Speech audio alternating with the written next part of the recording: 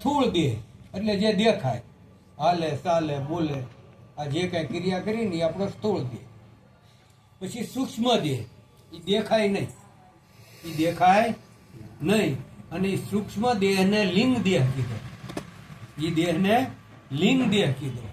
અને પછી કારણ કે જેના કારણે આ શરીર ધારણ કરવું પડે એને કારણ દેહ કીધું. અને મહાકારણ એટલે એ દેહની પ્રાપ્તિ થઈ ગઈ એને મહાકારણ કીધું.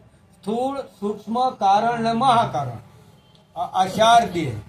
પણ જે પોતાની જે અવસ્થા છે, જે આત્મ તત્વ છે, પરમાત્મા તત્વ છે, એ તો ચારે ચાર આ દેહથી પર છે, એ એકેમાં આવે નહીં.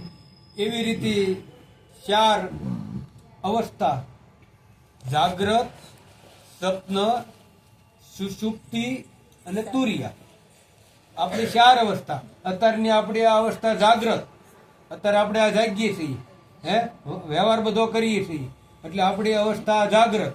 પછી હુઈ જાય સપનું આવે, એ આપણી બીજી અવસ્થા કે આપણે ઊંઘી જાય ને સપનું આવ્યું.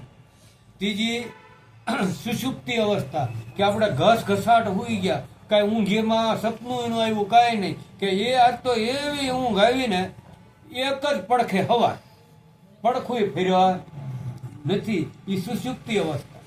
અને તુરિયા તો કે આ ત્રણેય અવસ્થા નો જ્યારે બાદ થઈ અને એને જે જાણવા વાળો છે એ તું રહ્યો. આ અવસ્થાને કોણ જાણે? જાગીએ છીએ એ કોને ખબર છે? તમે જાગો એ કોને ખબર છે? તમને ખબર. તમને સપનું આવ્યું એ કોને ખબર? તમને ખબર. તમને એક ઊંઘે હવાર પડી ગઈ એ કોને ખબર?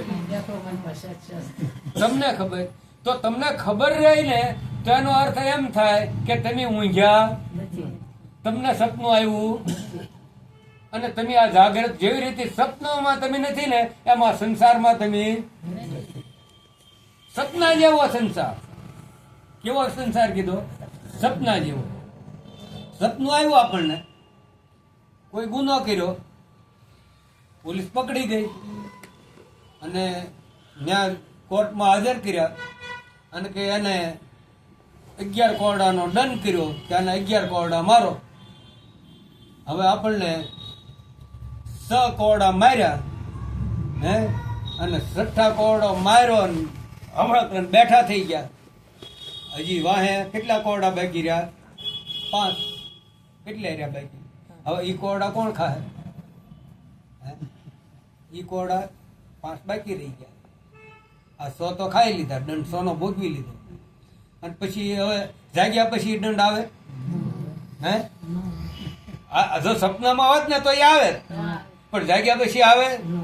એમ આ સંસાર છે એ સપના જેવો છે. એની અંદર બધા કર્મના તમારે ભોગવવા પડે.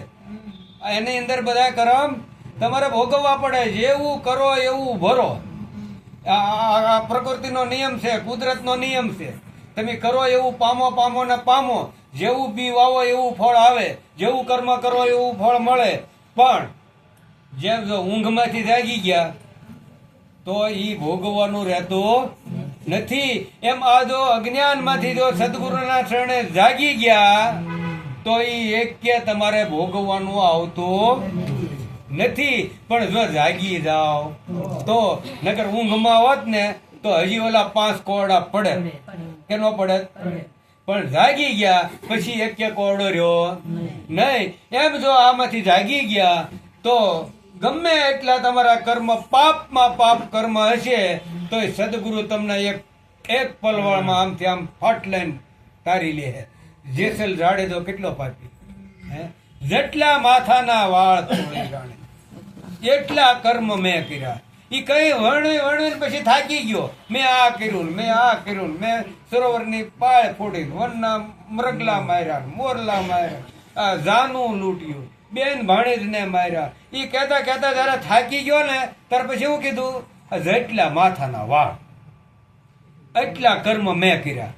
પણ તોળી રાણી છે ને એના સદગુરુ છે. તોળી છે ને એના સદગુરુ છે.